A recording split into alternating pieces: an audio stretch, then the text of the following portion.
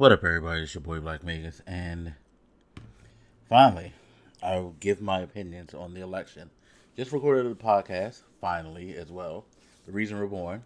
Look for that. I'll try to put the link in the description so you can go check out um, a very lengthy discussion I had with my boy Cardiac about the election, our feelings on it, how it affected us, and all that. But I wanted to do a brief video for my channel, just to um, share just my own perspective with people who follow this channel and kind of dig into a little bit more of a more intimate discussion on this with you guys. So, we finally have a winner announced, which was announced Saturday evening, right? Or was it Sunday morning? I forget. The time is such a blur because it took forever. And it's fun. The hold on. Let's just go from the beginning because the experience of it kind of ties into the projection that we finally got over the weekend. So Tuesday, I decided I'm not going to work a whole day. Worked half a day. I My boy came over. My best friend came over. He wanted to chill for a while, so we chilled for a while, and he stayed until about 9:30. So we sat and watched the early um, results come through, and being some places started at 7, most places started at 8 on the East Coast, and then you still had the whole entire West Coast for at least 3 hours to go. It was, it wasn't much to dig in until you started to get into the time around 9:30. So after he left, things started to get really, really, really interesting because you started to see the landscape look heavily in favor for Trump. Um, and of course, that had me worried, partially because I didn't think about um, the totality of the situation. And I was kind of just more wrapped up into the fear of a repeat of 2016. 2016 was a fucking hellacious experience, in my opinion, because just the whole way that it was covered. And you could tell that that was a hellacious experience for most media outlets, too, because I don't know how many of you remember, but back in 2016, people were basically looking at the stats and it was close, and they were like, "Oh, it's okay. As we go through the night, it'll spread out and it'll get bigger for Clinton." But as the night went on, it started to dwindle for Clinton, and then eventually it started to flip in some areas to Trump. Ohio, I remember being one state because everybody was like, "Yeah, Ohio's gonna go for her," and then she lost Ohio. I was like, "Oh, she lost Ohio. So she's gonna need Pennsylvania." Then you started to see Pennsylvania slip, and then you were like, "Oh well, North Carolina. Wait, no, that's going." And it was just like this weird, like dark tone to things as it got close to about 11:30 at night when I decided finally I'm going to bed. I didn't even wait until they called it. I just like it's I know where it's going. I know exactly where it's going. This is some bullshit. Let me get some sleep. And I was sick that day too, so it didn't make it any better. Um, with my health situation that was going on. Yeah. It so seeing the early numbers, I was like, oh God, what if he wins? What if he wins? And then the night kept progressing, and things, there still were some places where he was still ahead, some key places. Um, at the time I went to bed, AP had it, you know, it was 215 to, let's say, 153 for Trump at that time when I went to bed Tuesday night. Um, with some worrisome states, I tossed and turned all night. I was a wreck. I kept waking up and cursing and praying to God and begging, like, He spares us another 4 years. It was traumatic. Like, I have anxiety issues to begin with, so election night didn't make it any better. In fact, it's probably one of the worst bouts of anxiety I've ever had in my life. That night, like the shit was bananas. So I woke up in the morning. I tweeted out like, look, I know a lot of us are feeling bad and whatnot, but you just gotta let the process go. Because I started to like just remember like, hey, and they confirmed it on TV, like, hey, we're in a different situation with this pandemic. A lot more people have done early voting, mail-in ballots, and all that. As long as everything was postmarked by the day of the election, the vote counted. So who knows how many votes came in before that? Who knows how many votes still were waiting a day or two to get to their place of counting? Just chill. And you kind of got the sense that the media was trying to like reaffirm people of that as well. Um, so Wednesday goes by, and you start to see a pattern of things really, really shifting. Um, More interesting, you see Biden gets Wisconsin. You see Fox on Tuesday night before I went to bed claim Arizona's going to go to Biden, which was a huge shock. Wisconsin was something that he needed to do. He was able to do it. Michigan was still kind of red, but they were saying how a lot of votes from the metropolitan areas, in particular Detroit, weren't counted. So, hey, okay, he's getting that. And then you heard about the Pennsylvania with the millions of mail-in ballots from that day and all that, and it was just like, okay, I think this is going to go that way, because then you all of a sudden saw the ballots, the electoral vote count go to 264 for Biden, and everybody's sitting there looking at Nevada, because Nevada was that one that like would put it at 270 with the six, and Nevada took its sweet ass time to count. Goddamn, they're still counting as far as I know right now. Seriously, like they're not even close to the 99 percentile, which most people are at, and have pretty much called it. But um, yeah, so it was a harrowing experience, but it was also fascinating, especially when you saw like how the power of the mail-in ballot started to take place, and all the early voting stuff started to take place, in particular in Georgia. Like the slow walk down was incredible to see. How Fulton and Chatham County, you knew something was going on because Trump immediately filed a suit against Chatham County as things were starting to turn. And I'm from Chatham County. I'm originally from Savannah, Georgia, and that surprised the hell out of me because it's not the Chatham County that I remember, even though I was just a very small child in the time that I was there. Um, Thinking of Chatham County as blue is kind of weird to me, but it is now all of a sudden. And you just start to see this like slow walk up to, you know, not just him getting the six he needs in Nevada, but getting, you know, the I believe it's 16 in Pennsylvania, or is that Georgia? I forget. Apologies for not getting that right. Actually, I have the map in front of me still. Getting the 20, sorry, in Pennsylvania. Getting the 16 in Georgia. It is Georgia with 16. Um, you know, Getting the six in Nevada. Trump's still, holding on for dear life in North Carolina, but the idea that even that might have flipped for that 15 at some point. Like, you just start to really see this crazy, like, shift.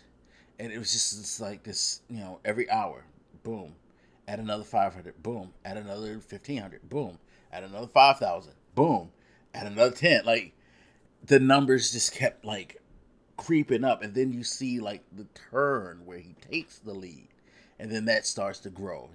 Georgia going from him only having, at one point I remember it was like 900 more votes, to now where he has over 12,000 more votes um, to take it.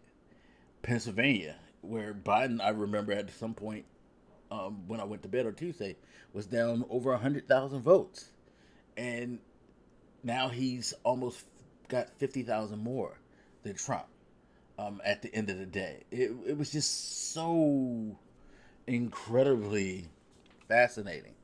And just to realize that, like, the shift because of this pandemic, how it affected the election, and kind of made it, weirdly enough, if you're a liberal, I feel like it kind of made it a more satisfying um, way of going about it, because you start to see the panic, the claims, oh, they're cheating, oh, they're cheating. See how these votes just come out of nowhere. And, you see that from him. You see that from a lot of people in the Republican Party. You see that from a lot of supporters of the party. Like, oh, this don't make no sense. How come they held these votes, even though they didn't hold votes?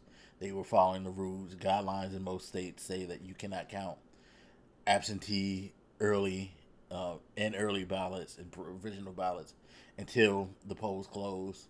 So, you know, most of the results that we're seeing early were coming from in person, votes, and they had to go through a shit ton more than they've ever had in history, because most of us are adhering to the quarantine protocols and aren't trying to contract COVID. So, um, yeah, it's just really, really, it was just a fascinatingly satisfying thing to know that he basically got ran down, and he got to just see the country turn on him, so to speak, in a way. And it was wild.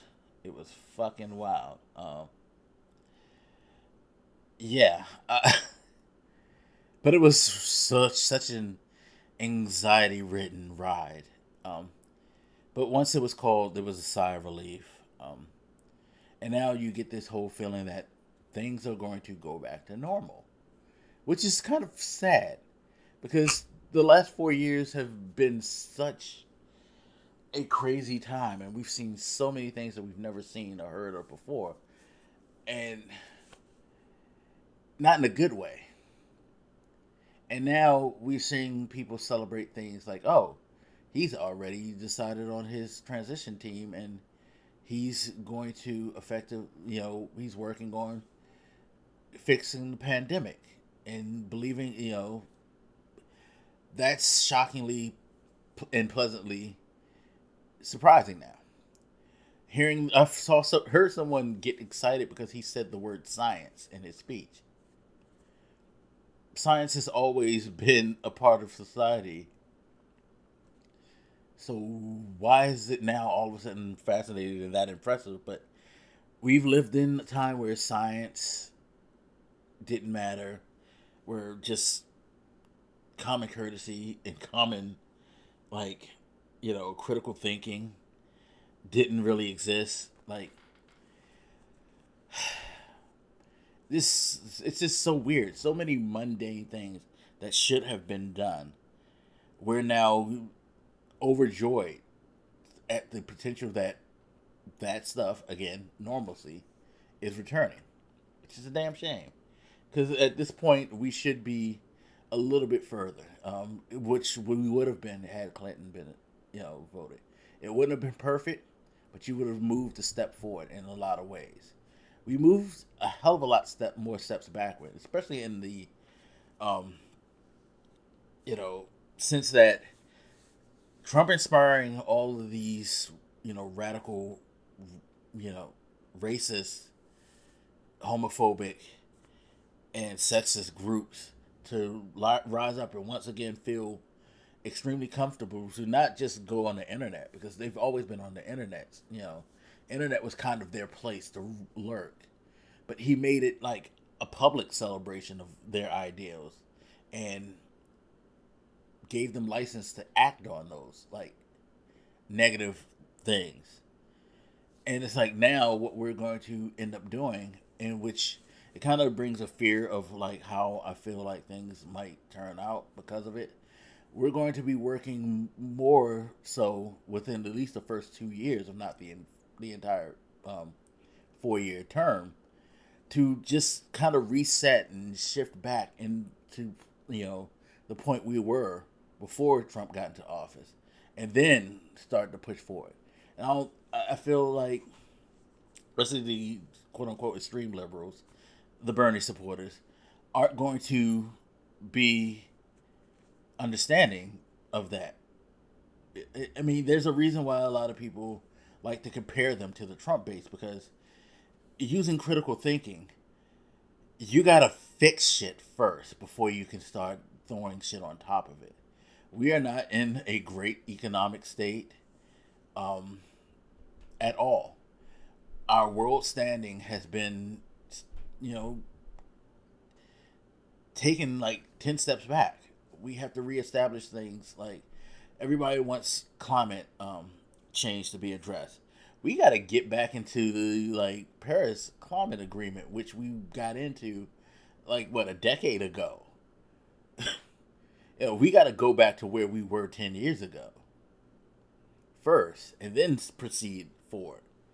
Reestablish those regulations that were taken away. Like all that stuff has to be fit, and it's going to be a daunting task, and it's going to take everybody being willing to have a little bit of patience and to know that we now have a situation where we can progress forward. It's not totally perfect now because we didn't get the Senate, um, or at least we haven't got the Senate yet. There's still runoffs, so there's still the potential of the Senate flipping to, um, if not totally blue, at least to a point where we can make an impact because it'll be 50-50 and we have a vice president to break the tie. Um, so more liberal ideology can get pushed forward and established. Uh, so yeah, I mean, I think right now everybody celebrate and be happy, but start to like work towards the next election and to use patience. You know, we got to be patient because things have been thrown so far off that we got to like be a little bit more patient than we normally have. We should be patient anyway because again, yeah, Biden's not the perfect candidate. He wasn't the person that I would have liked to see as the presidential nominee for the Democratic Party. I wanted Elizabeth Warren. Sorry, not Warning. Sorry, I'm tired. I've been like stressed out too many days, but yeah, I wanted Elizabeth Warren. Um, but we got Biden, and he's showing a willingness to address certain things and to at least move forward in a way that will lead us to a lot of the more progressive ideas that a Warren has. You know, he's at least ready to help us push the rock to the point where we're getting that much closer to it, and that it's part of what we need. Politics is such a thing of attrition, like, and I reflected on this on the podcast too. Like, when I think about it, I was born in 1975.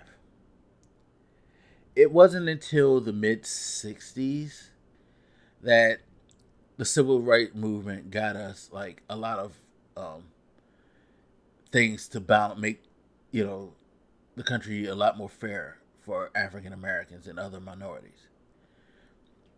So no more than a decade had passed before I was born, in which black people had certain rights. My mom was one of those people who grew up at a time where, you know, you had to ride on the back of the bus. You couldn't eat at certain places. You had to drink from different water fountains. She went through that shit. You know, she had to go into the back of the buildings because you couldn't walk in the front as a black person in some places. That's my mom. My grandmother. My grandmother to was born to a former slave. Her father was a fucking slave at one point. Um, you know, yeah, like seriously, things like that. Um, it's crazy. At least I believe that she told me he was a slave because my grandmother was born in 1907, and she was the last of 22 kids. So do the math, people. Do the math. Um, unless they had a child every year, Yeah, it's quite possible. So no, she's not the son. She's probably not the daughter of a slave, but she's the daughter of the son of a slave, at least. Not much separation. Like her grandfather was a slave. My grandmother was in the height of Jim Crow. Her father was in the beginning of Jim Crow. My mom was, in the last few moments of the serious Jim Crow era, and was there at the beginning of a push for equality.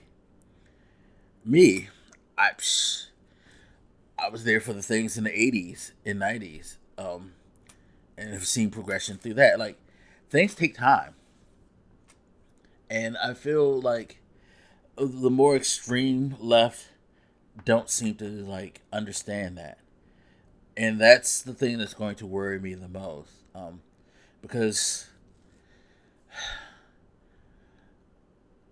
as someone who I kind of more identify with the extreme left than anything, I also have an understanding that I can't just push over the old ways. You got to kind of finesse it. You have to work the system and make the inroads where you can,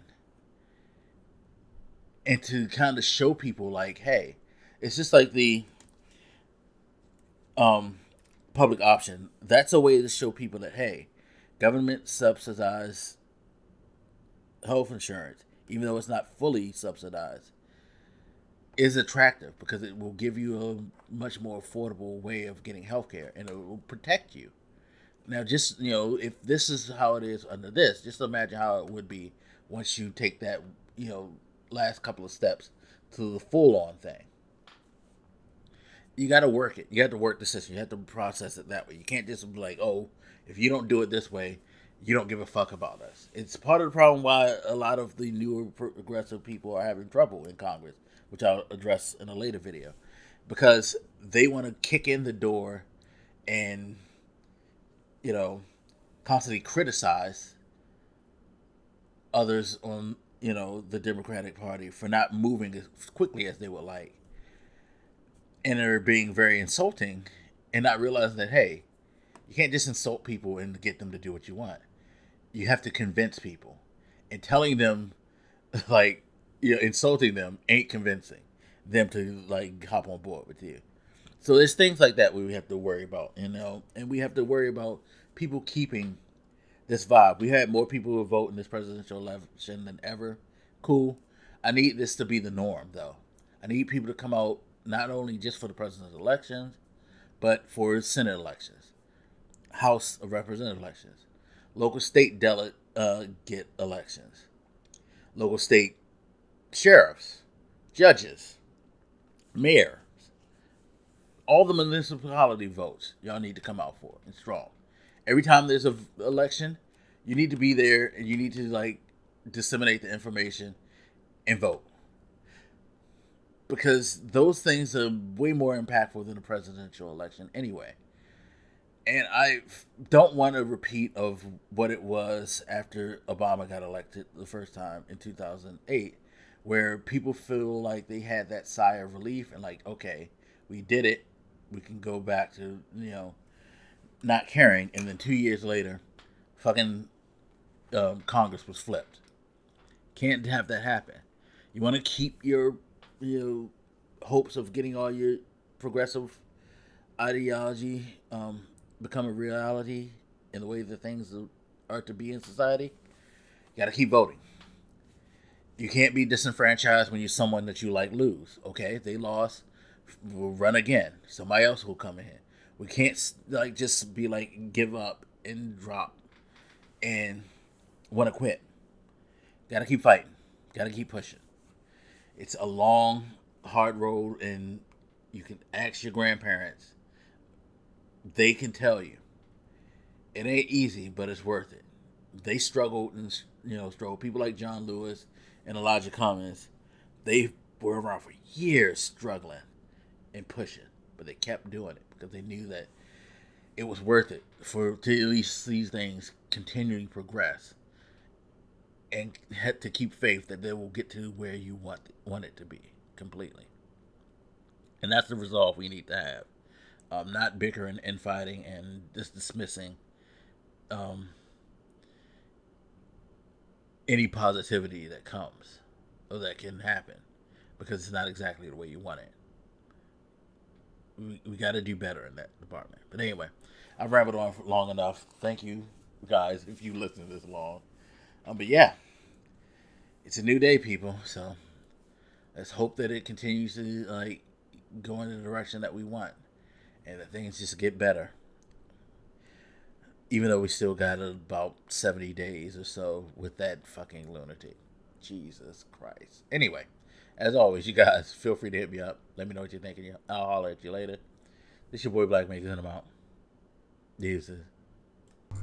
This channel supports Extra Life in its efforts to raise money for the Children's Miracle Network. For more information about how to donate and join in their efforts, go to the link displayed here.